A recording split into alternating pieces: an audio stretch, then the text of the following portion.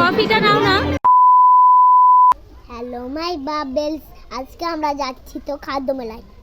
Hello guys, তো আজকে আমাদের এখানে একটা প্রাইমারি স্কুলেতে খাদ্য মেলা অনুষ্ঠিত হচ্ছে। ছোট ছোট বাচ্চারা নিজেদের মতো করে খাবার বানিয়ে এনে বিক্রি করবে, আর সেই জন্য আমরা যাচ্ছি সেই মেলাতে। এই যে ভাই রেডি হয়ে গেছে, আমিও রেডি হয়ে গেছি, মাও এই যে রেডি হয়ে গেছে, আর কাকিমা এখন রেডি হচ্ছে। তারপর সবাই মিলে যাব স্কুলেতে।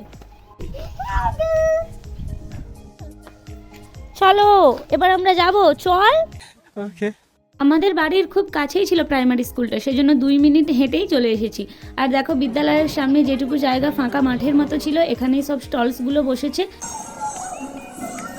স্টলসগুলো খোলার আগেই এই ছোট্ট বাচ্চাটা ডান্স করলো, আর এই দেখো ভাই এদিকে মুখ লুকোচ্ছে। তারপর যেই না স্টলসগুলো খুললো, অমনি চারিদিকে মানুষের সে কি ভিড়। প্রথমেই তো মানুষজনের অর্ধেক ছুটলো বিরিয়ানির দোকানে, কারণ 10 টাকায় 1 প্লেট বিরিয়ানি পাওয়া যাচ্ছিল।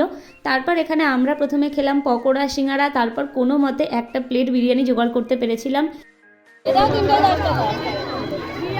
আর যেহেতু এটা শীতকাল, তাহলে পিঠে পুলি থাকবে না তা তো হয় না। চারিদিকে নানান রকমের পিঠে পুলির স্টল তো ছিলই, তাছাড়াও চিকেন ঘুগনি, সিঙ্গারা, পকোড়া, ভেজ পকোড়া, ফুচকা, এই সমস্ত কিছুরই স্টলস ছিল।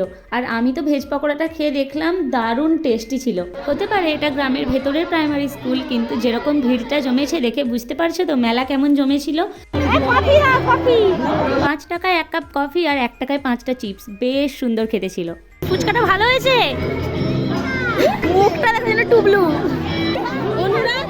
মিমি আসেনি, মিমি আসছে।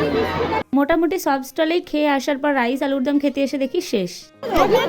সুইটি টাকা ও সব পড়ে গেছে। আমি আসতে এসেছি, আমি এত কিছু পেয়ে গেছি। হ্যাঁ টুকি। আর সব স্টলস এখন শেষের পথে, আর আমি একটা এগরোল খাওয়ার জন্য দাঁড়িয়েছিলাম অনেকক্ষণ লাইনে। তারপরে এগরোলটা পেয়ে আমি খেতে খেতে বাড়ি চলে এলাম। আর তোমরা যদি এই ভিডিওটা এনজয় করে থাকো, তাহলে অবশ্যই লাইক শেয়ার করে দিও, কমেন্ট করে দিও, আর চ্যানেলে নতুন হলে সাবস্ক্রাইব করে দিও। Bye bye.